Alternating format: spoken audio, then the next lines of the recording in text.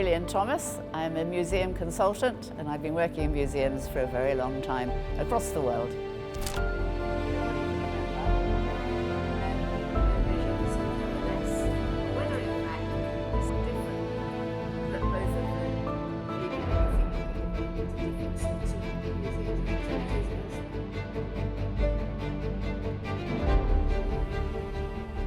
I've been lucky to work in lots of different countries, and I always found the cultural sector is so important. When you think about it, people spend a limited amount of time in schools, and yet there's a whole of our lives to learn more. So museums are places where together, in a really great social context, we can discover new information, learn new skills, and really open our eyes to the world around us. So I think museums are invaluable, and that social aspect is one of the most important ones. And then, of course, while schools everybody has to go to, museums are an optional activity. So we have to make it so exciting and engaging that people will want to come and will share that moment together to make a memory for a lifetime. I really love the project in Saudi, ILMI, because it's part of the Vision 2030. So I've seen a lot of projects around the world, and I really enjoy working from the initial idea, working with people to see how this can actually result in a great museum, people coming through the door and enjoying themselves. And the Saudi project is exceptional because of it being seen as part of the educational infrastructure as envisioned in Vision 2030. So it's for me, a first that such a well thought through plan has been something I've had the chance to participate in. So every country has its own cultural approaches to learning and to social activities, and a successful museum has to really take that into account. Both the local people, to make it feel friendly and welcoming for them, and tourists particularly like something that is authentic and rooted in the actual culture locally. I think this is especially important for here in Saudi Arabia because many people may not have visited museums before, so it needs to feel welcoming for them. And many tourists won't have been here before, so they will be particularly excited by something which is authentically Saudi. And as to what that is, I think the whole making it friendly and social is a very important component. Some early research for ILMI has shown that many of the parents and teachers feel nervous about the content and whether they'll be able to really help the children. So overcoming that general nervousness is very important and something that will have to happen.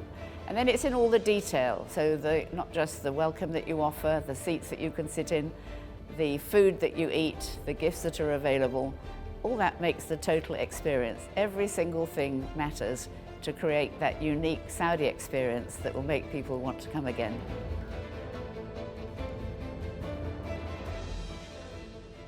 There's a very exceptional high level of smartphone use here in Saudi, especially among young people.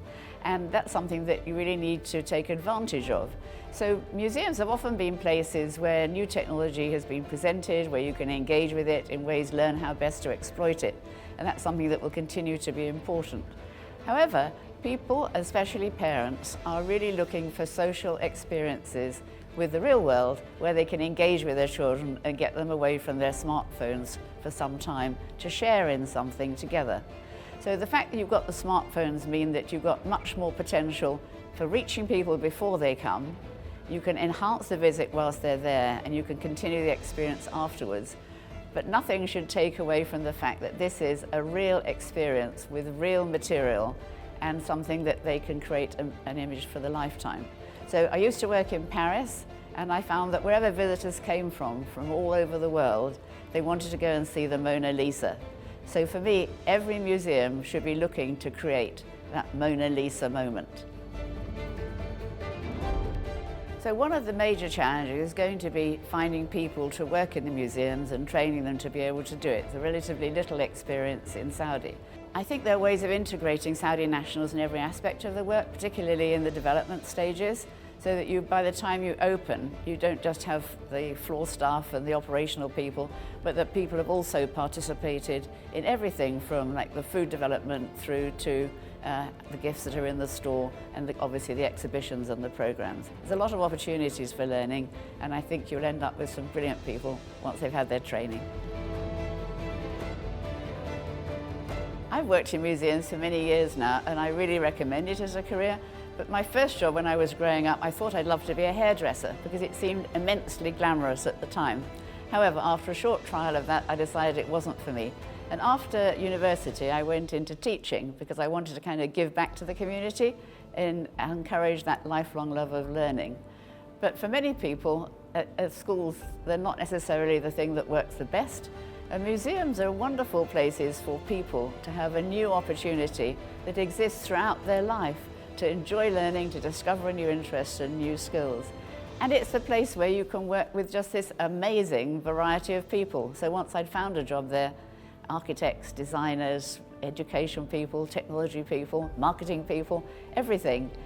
There's nowhere else I know that gives you that variety and stimulation and the excitement of new projects. So that's something I can fully recommend to anybody thinking about a career in museums. Best of all, working in a museum, you can just see the smiles and the happy faces of people that are enjoying the experiences you created. And I think this will be a very important component for Saudi, all the jobs that will be here, and I thoroughly recommend it to everybody to come and join us in this sector.